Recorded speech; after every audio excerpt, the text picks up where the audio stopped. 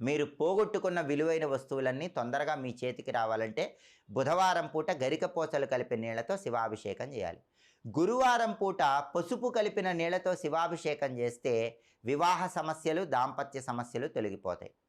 గురువారం పూట అరటి పండ్ల గుజ్జుతో శివాభిషేకం చేయాలి. దానివల్ల చేతి వరకు వచ్చి జారిపోతున్న పనుల్లో విజయం అనేది తొందరగా లభిస్తుంది. శుక్రవారం పూట కస్తూరి అని ఉంటుంది. ఆ కస్తూరి నీళ్ళల్లో వేసి శివాభిషేకం చేస్తే చక్రవర్తిత్వం కలుగుతుంది. అంటే బ్రహ్మాండమైన పదవులు, ప్రమోషన్లు, అధికార హోదాలు రావాలంటే కస్తూరి జలాలతో శుక్రవారం శివాభిషేకం చేయాలి. బ్రహ్మాండమైన సౌందర్యం రావాలంటే, మంచి అందం రావాలంటే, అద్భుతమైన సౌందర్యాన్ని పెంచుకోవాలంటే కుంకుమ పువ్వు కలిపిన నీళ్లతో కానీ, కుంకుమ పువ్వు కలిపిన పాలతో కానీ శుక్రవారం శివలింగానికి అభిషేకం చేయాలి.